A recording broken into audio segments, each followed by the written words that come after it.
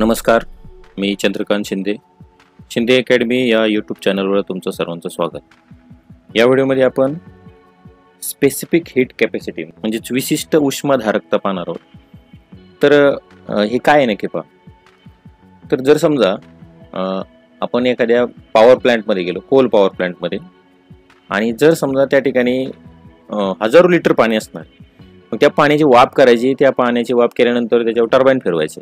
मग ते पाण्याची वाफ करण्यासाठी कोळसा किती जाळावा लागेल याचं जर आपण अंदाजे तयार केलं तर काहीच होणार नाही. त्यामुळं ती जी लोक असतात तिथली ते सांगतात की आमच्याकडे 2 दिवस पुरेल एवढा कोळसा आहे, 1 महिनाभर पुरेल एवढा कोळसा आहे, किंवा एवढा टन आम्हाला कोळसा लागणार आहे. तर हे कसं काय सांगू शकतात? तर याच स्पेसिफिक हीट कॅपॅसिटीवरून सांगू शकतात.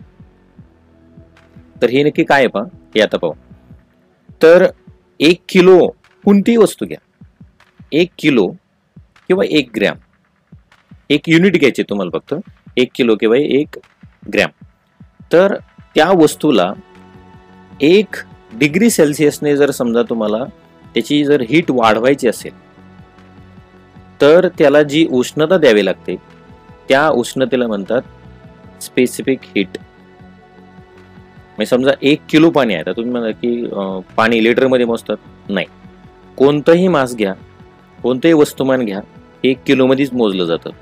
लिटरमध्ये आपण व्हॉल्यूम मोजतो, किती आकारमान आहे ते आपण व्हॉल्यूम म्हणजे थोडक्यात काय आकारमान मोजतो लिटरमध्ये.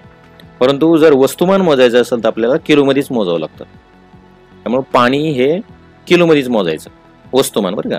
त्याचं व्हॉल्यूम आपण लिटरमध्ये मोजतो. तर 1 किलोग्रॅम पाणी घेतलं, समजा त्या पाण्याचं टेम्परेचर आहे 20 डिग्री सेल्सिअस, आणि जर आपल्याला 21 डिग्री सेल्सिअस टेम्परेचर करायचं असेल तर 1 डिग्री सेल्सिअसने टेम्परेचर वाढवण्यासाठी जेवढी आपण उष्णता देणार आहे, मग ती उष्णता तुम्ही कशाने द्या, त्या उष्णतेला म्हणायचं स्पेसिफिक हीट. आता प्रत्येक वस्तूची स्पेसिफिक हीट खूप वेगवेगळी असते. जसं की आपण आहे ना, पाणी जर घेतलं, आपण पाणी तापायला खूप वेळ लागतो. पण हे जर समजा तुम्ही एखादं भांडं घेतलं आणि ते भांडं जर समजा गॅसवर किंवा तुमच्या जे काही हीट सोर्स आहे त्याच्यावर ठेवलं, ते लगेच तापतं ते. पण तसं जर पाणी जर ठेवलं तुम्ही, तेवढ्या वेळात ते पाणी तापणार नाही तेवढं. त्यामुळे पाण्याची स्पेसिफिक हीट वेगळी आहे, आणि बाकीच्या जे धातू असणार आहेत, बाकीचे पदार्थ असणार आहेत, त्यांची स्पेसिफिक हीट वेगवेगळी आहे. त्यामुळं आपल्याला किती टेम्परेचर द्यायचंय, किती उष्णता द्यायची, किती एनर्जी द्यायची, हे आपल्याला ते वस्तूची स्पेसिफिक हीट वरून कळतं. मग साखर कारखान्यामध्ये रस आहे, ते रस उकळवायचा आहे, तर त्याला किती ऊर्जा द्यावी लागेल, किती एनर्जी द्यावी लागेल, तर त्याच्यावरून त्याची स्पेसिफिक हीट काढलेली आहे. असं प्रत्येक कारखान्यामध्ये ज्या ज्या ठिकाणी टेम्परेचर वापरलं जातं त्या ठिकाणी हे स्पेसिफिक हीट काढली जाते, आणि यावरून आपल्याला किती एनर्जी द्यायची हे आपल्याला लक्षात येतं. ठीक आहे. आता या ठिकाणी मी चार्ट दिलेला पाहिजे. या चार्टमध्ये तुम्हाला कॅलरी पर ग्रॅम डिग्री सेल्सिअस दिलेले आहे. म्हणजे थोडक्यात काय, 1 ग्रॅम जी वस्तू आहे त्या 1 ग्रॅम वस्तूला 1 डिग्री सेल्सिअसने किती कॅलरी उष्णता द्यावी लागेल हे दिलेले आहे. यामध्ये पहिल्या क्रमांकावर आहे पहा पाणी. यावर आहे पहा 1 ग्रॅम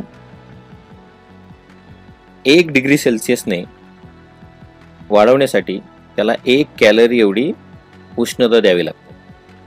ही त्याची स्पेसिफिक हीट आहे. मग बाकीचे पहा कोणते आहेत? पॅराफिन आहे, केरोसिन आहे, ॲल्युमिनियम आहे, आयर्न आहे, कॉपर आहे, सिल्वर आहे, मर्क्युरी. तर यांचं टेम्परेचर पहा कसं आहे, खूप कमी आहे, पॉईंटमध्येच आहे. मग पाण्याचं एवढं टेम्परेचर आहे कारण पाणी हा असा पदार्थ आहे की खूप त्याला उष्णता द्यावी लागते 1 डिग्री सेल्सिअस वाढवण्यासाठी. म्हणून पाण्याला शीतलक म्हणजे थोडक्यात थंडावा निर्माण करणारा एक पदार्थ म्हणतात. म्हणजे कोणताही जर समजा एखाद्या वस्तूला थंड करायचं असेल तर त्याच्यावर पाणी टाकायचं, कारण पाणी हा असा पदार्थ आहे की खूप उष्णता शोषून घेतो. पण तुम्ही विहिरीमध्ये जर पोहायला गेला असाल किंवा नदीमध्ये पोहायला गेला असेल तर ज्या ठिकाणी शांत पाणी, संथ पाणी आहे, तर त्या ठिकाणचं पाणी हे पाठ किंवा सकाळचं गरम असतं. हे गरम कुठून असतं? ती याने दिवसाची उष्णता शोषून घेतलेली आहे आणि ती एवढ्या वेळ त्याची ती उष्णता त्याच्यामध्ये आहे, त्यामुळे ते पातळ गरम असतं पाणी. हे पाणी खूप उष्णता शोषून घेतं म्हणून त्याची स्पेसिफिक हीट ज्यादा आहे. एवढंच नाही तर पाणी जे पॉवर प्लांट असतील, न्यूक्लिअर पॉवर प्लांटमध्ये, म्हणजे थोडक्यात ॲटम बॉम्बला थंड करण्यासाठी आपण वापरतो असं म्हटलं तरी चालेल. ॲटम बॉम्ब म्हणजे कंट्रोल पद्धतीने तो आहे, परंतु त्याला थंड करण्यासाठी पाणी वापरतात. म्हणजे पाण्याची स्पेसिफिक हीट खूप जादा आहे, खूप उष्णता पाणी शोषून घेतो. ठीक आहे. तर आता समजा आपण एखाद्या 1 किलो किंवा 1 टन एवढ्या पाण्याला आपल्याला उष्णता द्यायची आहे, तर मग त्याला उष्णता किती द्यावं लागेल? यासाठी एक सूत्र आहे पहा, M × C × डेल्टा टी. यामध्ये M काय आहे? M म्हणजे मास, म्हणजे त्या वस्तूचं मास किलोमध्ये मोजायचं ते. C म्हणजे काय? तर स्पेसिफिक हीट, त्याला C म्हणतात. आणि डेल्टा टी म्हणजे तुम्हाला किती टेम्परेचर वाढवायचे. समजा तुम्हाला आहे ना एखाद्या पाण्याचं टेम्परेचर आहे 20 डिग्री सेल्सिअस आणि तुम्हाला त्याचं 80 करायचं आहे, तर मग तुम्हाला काय करावं लागेल? किती टेम्परेचरने वाढवायचं, किती टेम्परेचर वाढवायचं तुम्हाला 80 करायचं, म्हणजे आधीच 20 होतं ना, त्याच्यात तुम्हाला 60 मिक्स करायचे, म्हणजे तुम्हाला 60 डिग्री सेल्सिअस टेम्परेचर वाढवायचं. हा याला म्हणतात डेल्टा टी. तर असं तुम्ही कोणत्याही वस्तूचं फक्त तुम्हाला स्पेसिफिक हीट कॅपॅसिटी त्याची माहिती पाहिजे, तर तुम्हाला किती कॅलरी किंवा किती जूल उष्णता द्यायची हे तुम्हाला त्याच्यावरून समजेल. यावरून आपल्याला एक अंदाज येतो की आपल्याला किती ऊर्जा किंवा किती उष्णता आपल्याला त्या वस्तूला द्यायची आहे. ठीक आहे. तर अशा प्रकारे आपण आज स्पेसिफिक हीट कॅपॅसिटी हा टॉपिक अभ्यासला. आणि इतरही तुम्हाला जर काही 9वी 10वीची जर काही शंका असतील तर तुम्ही कमेंट बॉक्समध्ये मला त्या टॉपिकचं नाव सांगा, तुमच्यासाठी व्हिडिओ बनवेल. हा व्हिडिओ आवडला तर हा व्हिडिओ आवडल्यास या व्हिडिओला लाईक करा, तुमच्या मित्रांना हा व्हिडिओ शेअर करा. असेच व्हिडिओ पाहिजे असतील तर माझ्या चॅनलला सबस्क्राईब करा. धन्यवाद.